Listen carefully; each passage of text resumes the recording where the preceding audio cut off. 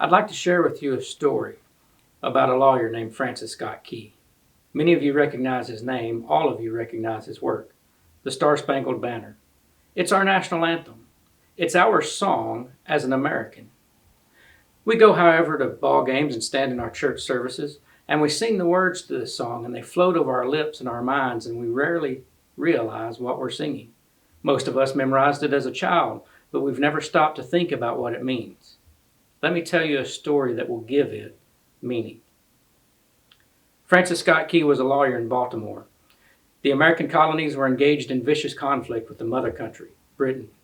Because of this conflict and the protractedness of it, both sides had accumulated prisoners. The American colonies had prisoners, and the British had prisoners.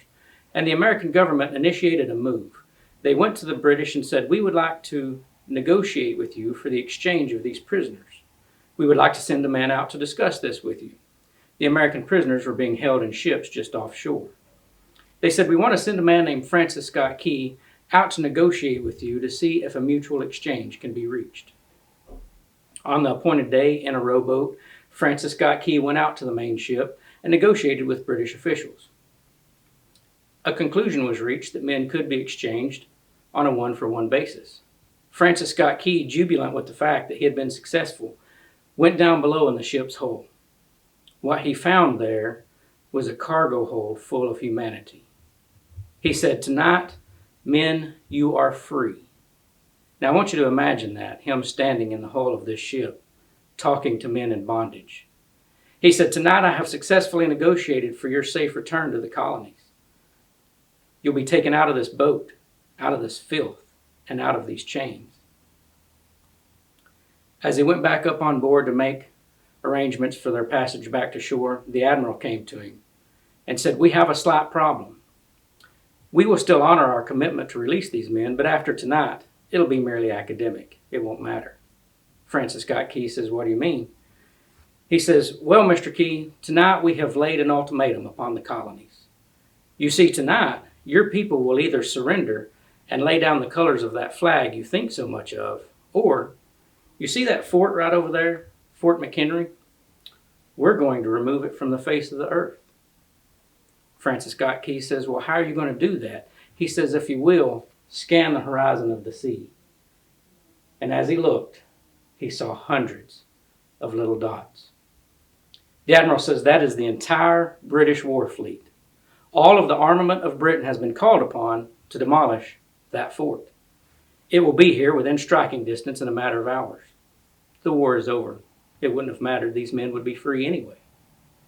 Francis Scott Key says, "You can't shell that fort. It's a large fort full of women and children, predominantly not a military fort." He says, "It's okay. We've given them a way out. You see that flag way up on that rampart? We've told them that if they will lower that flag, the shelling will stop immediately. That way we'll know they've given up, and you'll now be under British rule." Francis Scott Key went back down below to tell the men what were about to happen. They asked him, "How many ships?" He said, "Hundreds." As the ships got closer, Francis Scott Key went back up on top and said, "Men, I'll shout down to you what's going on as we watch."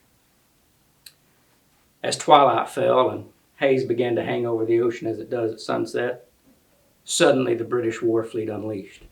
Francis Scott Key said the sound was deafening. There were so many guns, there were no reliefs. It was absolutely impossible to talk or to hear. The sky, although dark, was suddenly completely lit.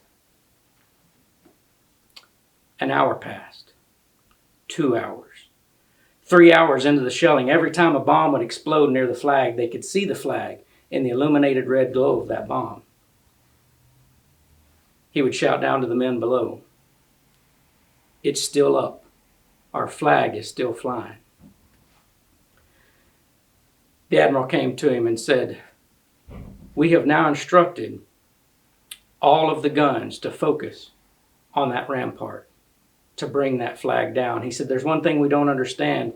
All of our reconnaissance tells us that that flag and that flagpole have been hit directly again and again and again, yet it is still flying, and we don't understand that. But now, for the next 3 hours, we are going to bring every gun to bear upon that point." Francis Scott Key said the barrage was unmerciful. He could hear the men down below praying. Their prayer? God, keep that flag flying where we last saw it. Sunrise came. There was a thick haze over the land, but the rampart was tall enough. There stood the flag. Completely in shreds, totally nondescript, the flagpole itself was at a crazy angle, but the flag was still at the top. Francis Scott Key went ashore and immediately went to Fort McHenry to find out what had happened. And what he found had happened was that flag and that flagpole had suffered repetitious, direct hits.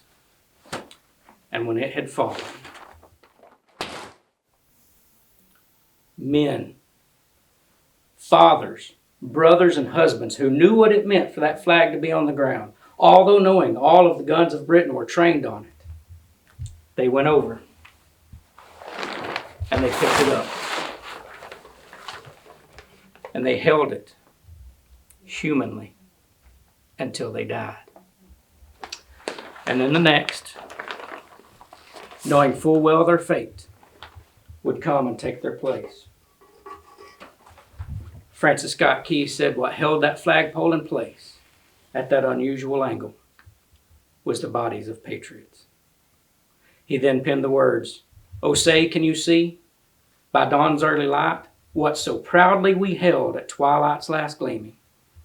Oh, the rocket's red glare and the bombs bursting in air gave proof through the night that our flag was still there.